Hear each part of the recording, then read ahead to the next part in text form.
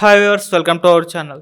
చంద్రబాబు గారిని మరోసారి మరి ఫైబర్ నెట్ కేసులో ఏ1 ముద్దాయిగా యాడ్ చేయడం చూస్తున్నాం. మొన్ననే ఇన్నర్ రింగ్ రోడ్‌కి సంబంధించిన కేసులో కూడా ఏ1 ముద్దాయిగా ఏసీబీ కోర్టులో సీఐడీ వాళ్ళైతే ఛార్జ్ షీట్ అయితే దాఖలు చేయడం జరిగింది. మరి ఇలా బ్యాక్ టు బ్యాక్ అటు inner ring road, fibre net కేసుల్లో ఏ1 ముద్దాయిగా ఎందుకు యాడ్ చేశారు?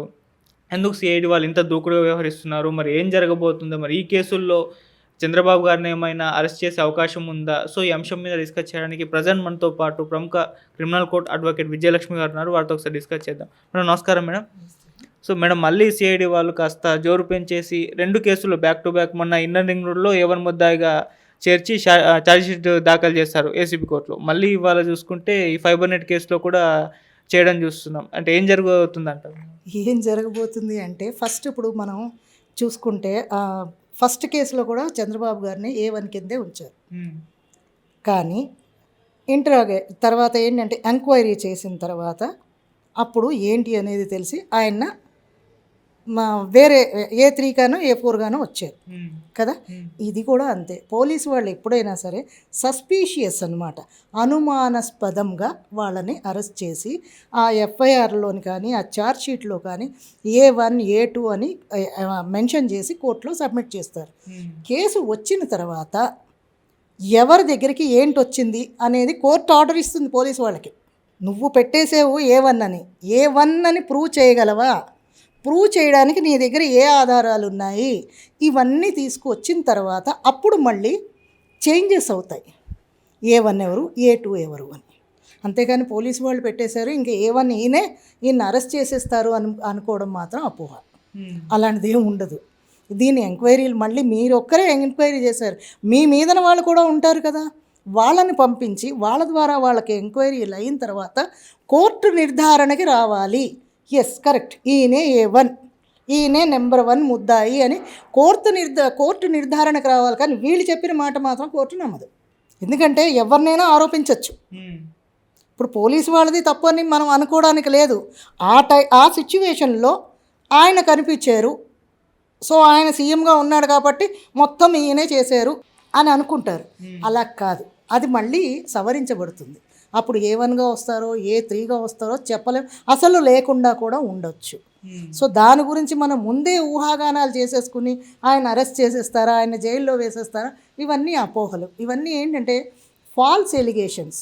సో ఎలిగేషన్ చేసేటప్పుడు మనం ఆలోచించుకోవాలి. అందరికీ ఇంత అవగాహన ఉండకపోవచ్చు. లీగల్ టెర్మాలజీ మనకి తెలుసు, మీ యాజ్ ఎ మీడియా మీకు తెలుసు, యాజ్ ఎ అడ్వకేట్స్గా మాకు తెలుసు.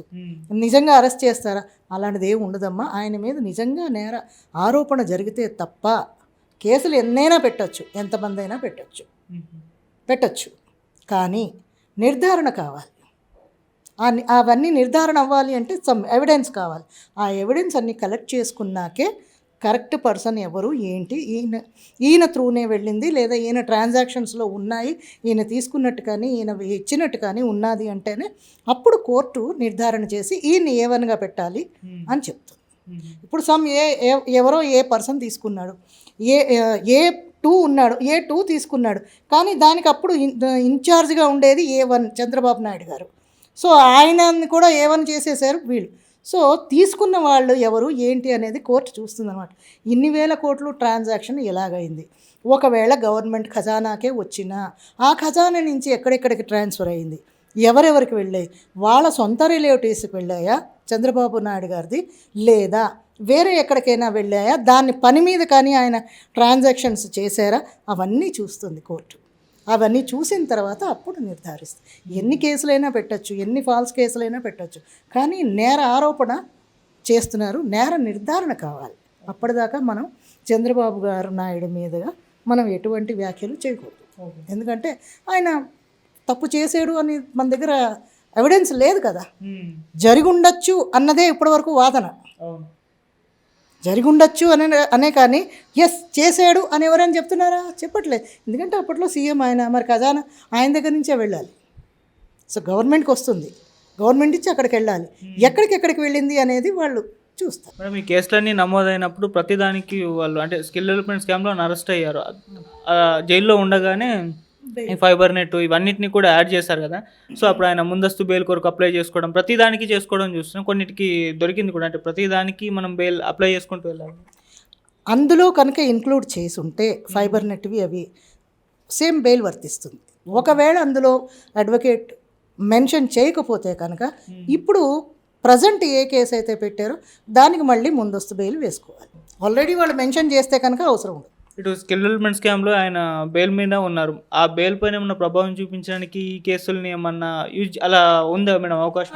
అలాగేముండదమ్మా, దేనికి అదే సపరేట్. ఒక ఎలిగేషన్ వచ్చింది అంటే ఆయన హయాంలో ఏమేమి జరిగాయి, స్కామ్స్ ఏమైనా జరిగాయా లేదా ట్రాన్సాక్షన్స్ ఏమైనా జరిగాయి. ఇప్పుడు ప్రతిపక్షాలు ఉంటారు, వాళ్ళు స్కామ్ అంటారు, వీళ్ళు డెవలప్మెంట్ అంటారు. ఈ ఇద్దరు వాదన కోర్టు వింటుంది. ఇది నిజంగా డెవలప్మెంట్ కోసం ఖర్చు పెట్టారా లేకపోతే స్కామ్ చేశారా అనేది వీళ్ళు ఎంక్వైరీ వేస్తారు. మన దగ్గర ఉన్న వాళ్ళని కానీ వాళ్ళని కానీ ఎంక్వైరీకి వేరు.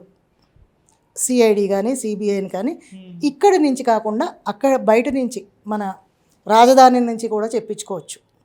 సో అలాంటి దాంట్లో కూడా ఒకవేళ ఫాల్స్ ఉంది అని అంటే అప్పుడు దాని దారి వేరే ఉంటుంది. అందుకని ముందు నుంచి మనం ఊహించేసుకుని చెప్పడానికి వీలు ఉండదు. సో ఇప్పుడు మరి ఎలాగో A1 యాడ్ చేస్తారు రెండిట్లో కాబట్టి విచారణకు ఎంక్వైరీకి పిలిచే ఛాన్స్ ఏమన్నా ఉందా మేడం? A1గా పెట్టచ్చు, చెప్తున్నాను కదా, నిన్నైనా పెట్టచ్చు A1గా. కానీ అక్కడ ప్రూవ్ అవ్వాలి కదా A1 ఎలాగ చేసావు. ఇప్పుడు ఏంటంటే ఇప్పుడు ఒక ఏ అనే వ్యక్తి నీ అకౌంట్కి డబ్బు పంపించాడు. నువ్వు అక్కడ నా దగ్గర సబార్డినేట్వి, నేను ఈ కంపెనీకి హెడ్ని. అప్పుడు A1 ఎవరవుతారు చెప్పు? డబ్బు పంపించిన కాదు, నాది సంస్థ నాది కాబట్టి నేనే A1 ముద్దాయిని. నువ్వు తీసుకున్నా కూడా నువ్వు A2 కింద ఉంటావు. ఇది ఎప్పుడు వస్తుంది బయటికి? ఎంక్వైరీ అయిన తర్వాత నేను A1గా నా బర్డెన్ నాకు ఉంది కదా, నేను ముద్దాయిని కాదు, నేను అఫెన్స్ చేయలేదు అని నా మీద రెస్పాన్సిబిలిటీ ఉంటుంది. నేను ప్రూవ్ చేసుకోవాలి ఇది నా బ్యాంకుకి ట్రాన్సాక్షన్ కాలేదు, ఇదిగో ఇక్కడి నుంచి ఇలా వచ్చింది, ఇలా సంస్థలకు వెళ్ళింది, ఇవన్నీ సంస్థలకి మేము డెవలప్మెంట్ కోసం ఇచ్చాము అని నేను ప్రూవ్ చేసుకుంటాను. అప్పుడు A1 ఎవరవుతారు? నువ్వు అవుతావు A1, నేను A2 ప్లేస్కి వస్తాను. సో ఇవన్నీ కోర్టు దగ్గరికి వెళ్ళిన తర్వాత, ఇవన్నీ క్రాస్ ఎగ్జామినేషన్ అయిన తర్వాత, లాస్ట్ రోలో ట్రయల్స్కి ఇవన్నీ వచ్చేసరికి టైం పడుతుంది, కానీ తెలిసిపోతుంది. సో ఇప్పుడైతే చాలా కేసులు అయితే నమోదై ఉన్నాయి చంద్రబాబు నాయుడు గారి మీద. మరి ఇవన్నిటినీ ఒక కొలిక్కి రావాలంటే చాలా టైం పట్టే అవకాశం ఉంది అని అంటారు. టైం పట్టొచ్చమ్మా, టైం పట్టింది పట్టలేదు అనేది కోర్టుకు వదిలేసేయాలి మనం. ఈయన నేరం చేయలేదు ఆయనకు తెలిసి ఉండొచ్చు, ఒకవేళ చేసాడు అంటే వెళ్ళిపోతారు, లేదు అని అంటే మాత్రం ఆయన్ని మనం ఏమీ తప్పు పట్టక్కర్లేదు. నేరారోపణ అందరి మీద అవుతుంది, నేర నిర్ధారణ అయ్యేదాకా ఆయన నేరస్తుడు కాదు. ఎవరిని మనం కోర్టు అదే అంటుంది, నేర ఆరోపణ చేసిన వాడిని అక్యూజ్గా పరిగణించకూడదు. కోర్టు అదే, నేర ఆరోపణ చేస్తున్నాడు, నిందితుడు కాదు, ఎదుర్కొంటున్నాడు అంతే. సో ఏంది అంతే, కోర్టు పని కోర్టు చేస్తుంది. మనం ఏంటంటే న్యూస్ పేపర్లో వేస్తాం మీరు, సో ప్రజలు చదువుతారు, ఇంత తీసేసుకున్నట్ట చంద్రబాబు అని అంటారు. అది నిరూపించబడాలి కదా అక్కడ. ఇదేంటంటే ఎలక్షన్స్ టైంలో స్ట్రాటజీ ఇదంతా. వీళ్ళు వాళ్ళని అనుకుంటారు, వాళ్ళని వీళ్ళు అంటారు. మనకేంటంటే బుర్రపాడేది ఎవరికంటే ప్రజలకి. ఏం చేయాలో పాపం అర్థం కాదు. వీళ్ళు తినేసారని మనం అనుకుంటాం, వాడు తినేసాడని అనుకుంటాం. అలా కాదు, ఏ పార్టీ దిగిన తర్వాత వాళ్ళ మీద బురద జల్లడం సహజ సిద్ధం. అది కాకపోతే వాళ్ళు కోర్టుకు వెళ్ళిన తర్వాత వాళ్ళు నిజంగా చేశారా లేదా ఇవన్నింటికి తర్వాత ప్రజలు మర్చిపోతారు. కానీ కోర్టుకు తెలుసు ఎవరిని నేర ఆరోపణ చేశారు ఏంటి అనేది. ఆ కేసు క్లోజ్ అయ్యే టైంకి లాస్ట్లో జడ్జిమెంట్ వచ్చినప్పుడు మళ్ళీ పేపర్కి వస్తుంది ఏంటని, చంద్రబాబు నాయుడు మీద కానీ వేరే వ్యక్తుల మీద కానీ నేర ఆరోపణ చేసినవన్నీ నేర ఆరోపణే కానీ నేర నిర్ధారణ కాలేదు, ఈ కేసులన్నీ కొట్టబడ్డాయి అని కొట్టి పారేస్తుంది కేసు. అది ప్రొసీజర్.